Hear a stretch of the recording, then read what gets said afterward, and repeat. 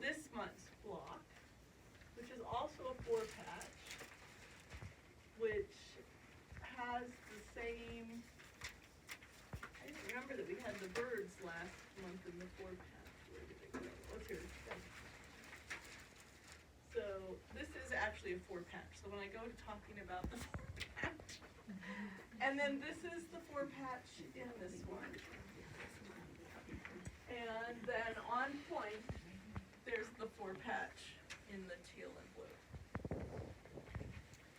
So this month it's Marcia. And she's the steady one, right? Isn't that kind of her? Is that how you would term it? Anyway, I think Carol should be wonky. Anyway, so here's the units are the half square triangles. And the 4-patch. Yeah. So I wanted to 4-patch unit. Let's do it that way. Make it more clear, more obvious.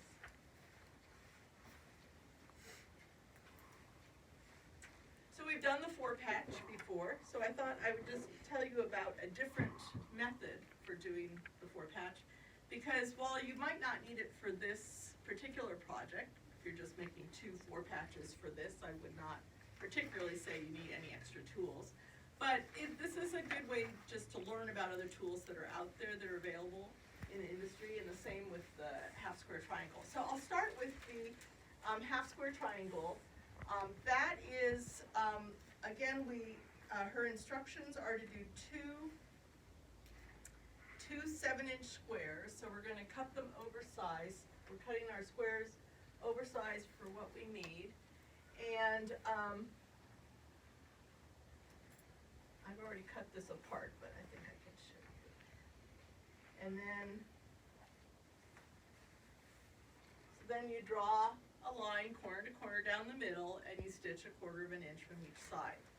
And then her instructions, remember, are what I don't do, which she says to press them open. In this particular case, I would not press them open. I would definitely press them to one side, because there is a ruler that helps with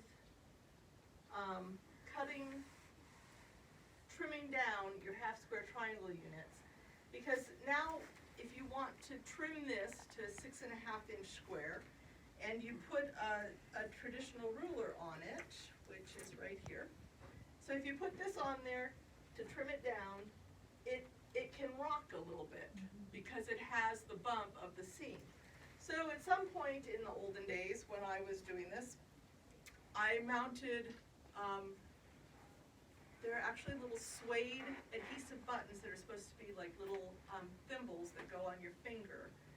And they have a thickness to them, plus the suede texture makes it so it doesn't slip. So I was doing enough of this particular item that I was tired of the rocking and the inaccuracy.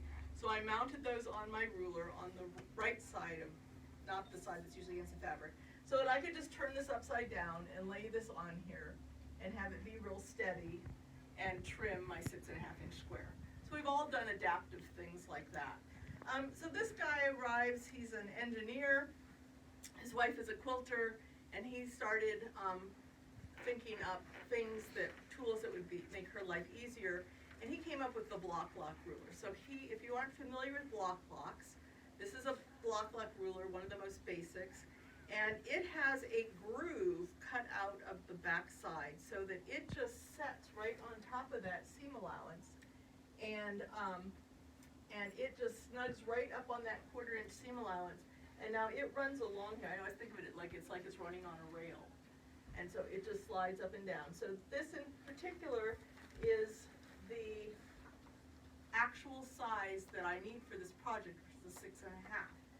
And the rulers come in different sizes, but it is marked like a regular ruler. So it's marked 1 inch, 2 inch, 3 inch, 4 inch, 5 inch, 6.5 inch. So a 6.5-inch square is what you need for a finished size 6-inch half square triangle. And you can just cut it all the way around the outside edge. So it's very handy, but if you wanted to make this, say, a 4.5-inch cut, you could trim this with your rotary cutter right here, trim it, And then slide this down until you line it up with the 4.5 inch line right there, and now cut it. So it's a multi-size tool, which Block really, most of their rulers are size specific, but this half square triangle ruler, they are marked, and they come in different sizes, but I highly recommend this being your first purchase.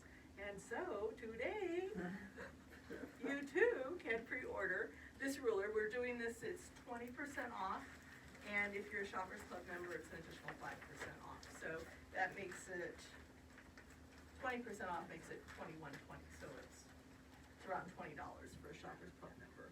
And so, I think one of them has been back ordered for a week, the other one we can have in early in the week. So if you want that, to order that today. So, so we will trim this down to the 6.5, and those are our 2 units. I don't know if you can see from here, but it's the periodic table fabric that I've got in the center. And I have this mounted up here upside down. Not that you can probably see it from there, but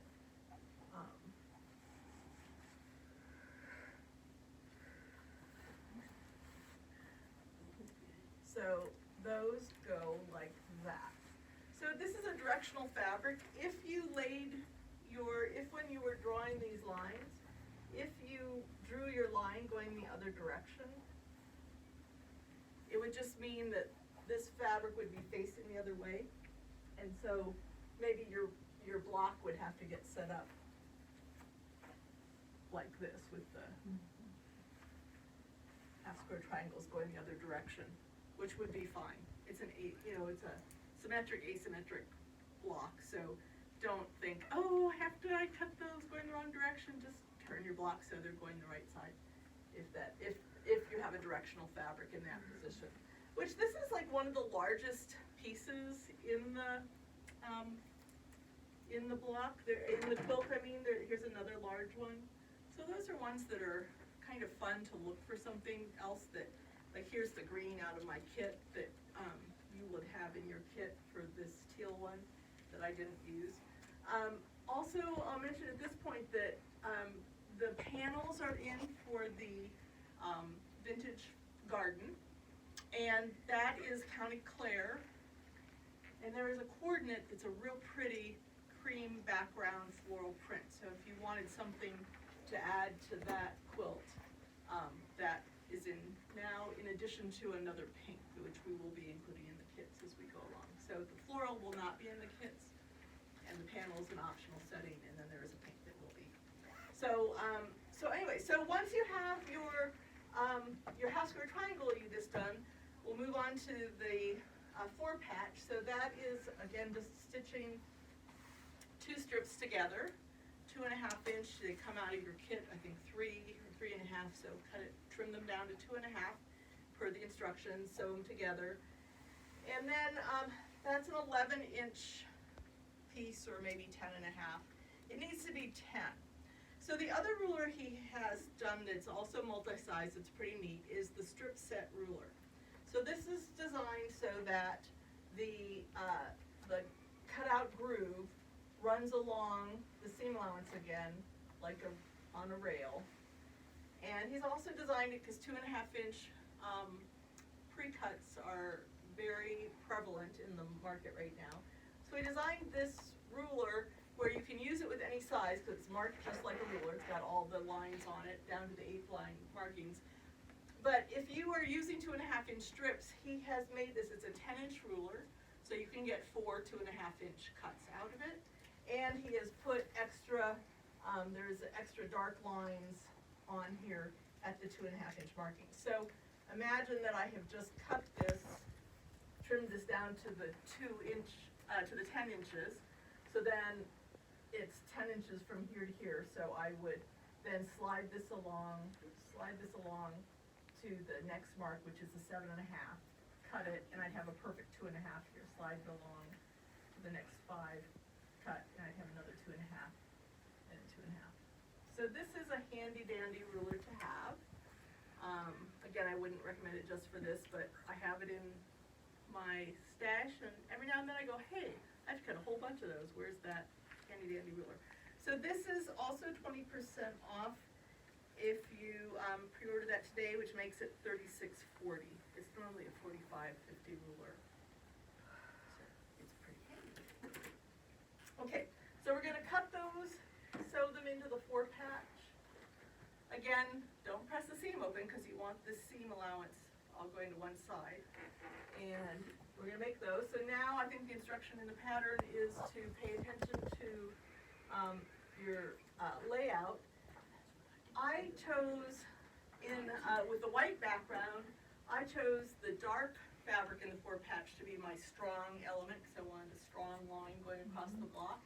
But with the black background, I thought that the lighter blue. So you just have to look at it and see what appeals to you. There's no right or wrong, but that's just the kind of thing that I think about when I'm doing it. And I don't know what I was thinking when I put these two very low contrast together. So there I was thinking, oh, this is interesting. So the black, this is a 4.5 inch by 2.5 inch. So if your 4.5 inch doesn't match your 4-patch, you want to go back and explore, is it your sewing or is it your cutting? What is it that doesn't match? So this is a 4.5, it should match this perfectly. Same with the second cut is a 6.5 inch, so then the 6.5 inch should match. The 6.5 inch should match there. If not, again, take a look at what your sewing is. And so you sew those together. Now we're going to sew these two and these two.